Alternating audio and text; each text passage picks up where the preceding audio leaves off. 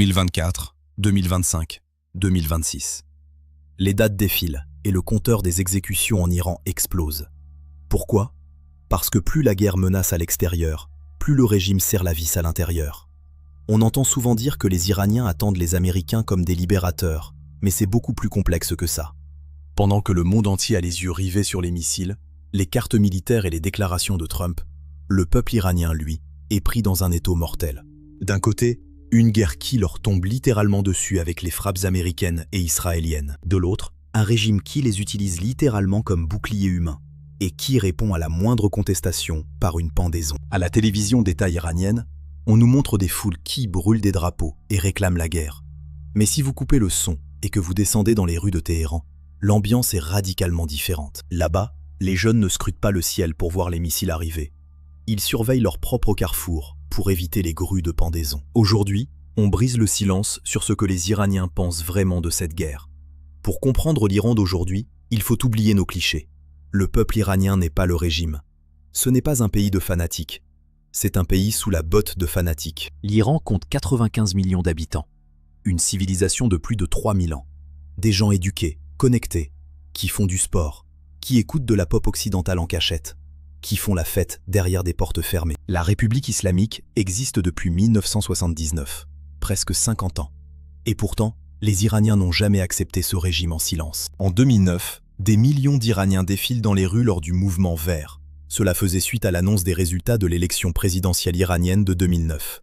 Le pouvoir était accusé de fraude électorale. En 2019, des manifestations pour le prix de l'essence qui s'est soldée par une répression sanglante. En 2022, la manifestation « Femmes, vie, liberté » déclenchée par la mort de Mahsa Amini, une jeune femme tuée par la police des mœurs pour une mèche de cheveux qui dépassait de son voile. Et encore, fin 2025, des manifestations nationales anti-régime éclatent à nouveau en Iran, provoquées cette fois par l'effondrement économique et la chute du rial. D'un côté, on a une économie en lambeaux.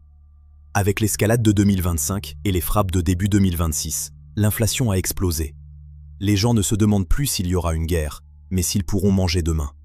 Le peuple iranien n'a jamais arrêté de se battre.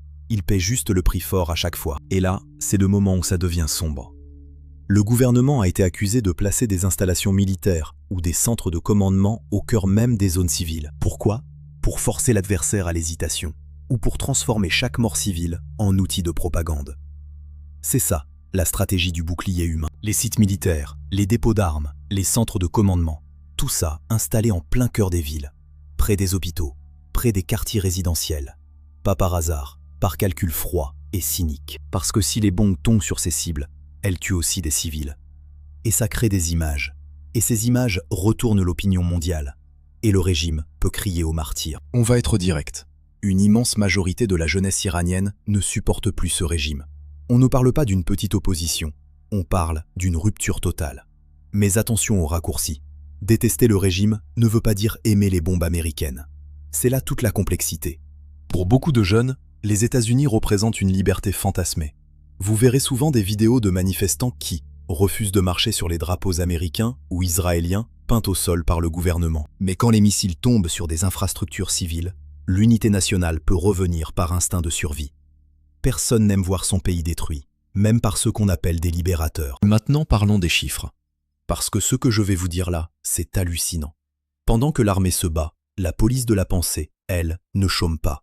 Depuis le début du conflit, le régime a intensifié ce qu'il sait faire de mieux, la terreur. En 2025, l'Iran a connu l'une des années les plus sombres de son histoire contemporaine, avec plus de 2200 exécutions recensées dans 91 villes à travers le pays. Un record en 37 ans. Et ce n'est pas tout. Au moins 64 femmes ont été exécutées en 2025, soit presque le double de l'année précédente. L'Iran a exécuté au moins 1000 condamnés à mort depuis le début de l'année 2026, soit une moyenne de 9 pendaisons par jour. Les condamnés, des mineurs également, n'ont pas droit à un procès équitable, puisqu'ils sont régulièrement privés d'accès à des avocats pouvant les représenter. Le rapport des ONG pointe l'usage systématique de la torture physique et psychologique pour obtenir des aveux, sur lesquels se basent le plus souvent les juges pour déclarer coupables. Et le pire, la grande majorité des exécutions, environ 90%, ne sont jamais rendues publiques. Elles arrivent la nuit, en silence, sans témoin. Tout récemment, fin mars 2026, en pleine guerre, le régime a exécuté 4 membres de l'opposition à la prison de Ghezal Essar, à l'issue de procès inéquitables et des tortures documentées. Dans la nuit précédant ces exécutions, des gardes anti-émeutes avaient fait irruption dans les cellules, battu les prisonniers et coupé toutes les lignes téléphoniques, les privant de tout contact avec leurs familles, juste avant de mourir. Ces exécutions ont provoqué une vague d'indignation internationale. Quelques jours plus tard, 2 autres prisonniers politiques étaient pendus. Pourquoi autant? Depuis le soulèvement Femmes, Vie, Liberté en 2022, les autorités iraniennes ont intensifié leur recours à la peine de mort comme instrument de répression étatique pour écraser la dissidence. Plus la guerre menace à l'extérieur, plus le régime serre la vis à l'intérieur. Le message du gouvernement est clair. Si vous profitez du chaos de la guerre pour manifester, on vous brisera. Ils utilisent le conflit comme une excuse parfaite pour nettoyer l'opposition interne. Alors la grande question, est-ce que les Iraniens soutiennent leur régime? La réponse est non. Massivement non. Mais c'est plus compliqué que ça, parce qu'il faut distinguer 2 Irans qui coexistent. Le premier Iran, c'est celui du régime.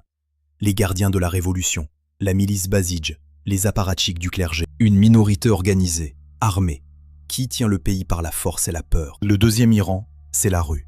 Les jeunes, les femmes sans voile sur leur balcon la nuit, les commerçants en grève, les avocats qui défendent des condamnés à mort au risque de leur propre vie. La situation en Iran est inouïe. En peu de temps, une guerre du peuple contre l'État est devenue une guerre de l'État contre Israël et les États-Unis. La guerre extérieure et la guerre intérieure sont devenues un seul et même conflit. Trump a regardé la caméra et a dit au peuple iranien « L'heure de votre liberté est à portée de main ». C'est beau, c'est cinématographique. Mais est-ce que les Iraniens y croient? Difficile. Parce que les États-Unis ont une histoire compliquée avec l'Iran. En 1953, la CIA a renversé le premier ministre démocratiquement élu, Mohammad Mossadegh, pour remettre le Shah au pouvoir. En 1979, c'est en partie en réaction à ça que la révolution islamique a eu lieu. Des experts soulignent que Trump a déjà planté un poignard dans le dos de l'Iran à plusieurs reprises. En 2018, en quittant l'accord sur le nucléaire. En juin 2025, en laissant attaquer l'Iran pendant que des négociations étaient en cours. Et en 2026, alors qu'il y avait à nouveau des avancées dans les discussions. Alors les Iraniens se retrouvent dans une situation absurde. Un régime qui les opprime et les pend, et des libérateurs qui bombardent leur ville. La guerre a progressivement changé de nature. D'une campagne ciblant des objectifs militaires, elle est passée à une pression sur les infrastructures vitales du pays. Ce sont les civils qui paient. Les Iraniens ne veulent ni l'un ni l'autre. Ils veulent choisir eux-mêmes. Et c'est précisément ce qu'on ne leur a jamais laissé faire. En parallèle, la résistance continue de l'intérieur. Une campagne sans précédent se développe dans les prisons. Des grèves de la faim chaque mardi dans 55 établissements pénitentiaires à travers tout le pays. Des prisonniers politiques qui refusent de disparaître en silence. Dehors, les gens survivent comme ils peuvent. L'économie est en ruine. Le rial ne vaut plus rien. Les sanctions internationales ont ravagé le pouvoir d'achat depuis des années. Et maintenant, les bombes en priment. Mais ces 95 millions de personnes ont un nom. Ils ont des familles, ils ont des rêves. Et ils n'ont pas arrêté de se battre. Ils veulent vivre libres, dans leur pays, sans que quelqu'un d'autre décide à leur place. Ce n'est pas trop demandé. Et vous, vous en pensez quoi? Est-ce qu'une intervention étrangère peut vraiment apporter la démocratie? Ou est-ce que c'est au peuple de faire sa propre révolution, peu importe le prix? Dites-le moi en commentaire. Perso, j'ai eu des frissons pour toutes ces victimes en préparant cette vidéo.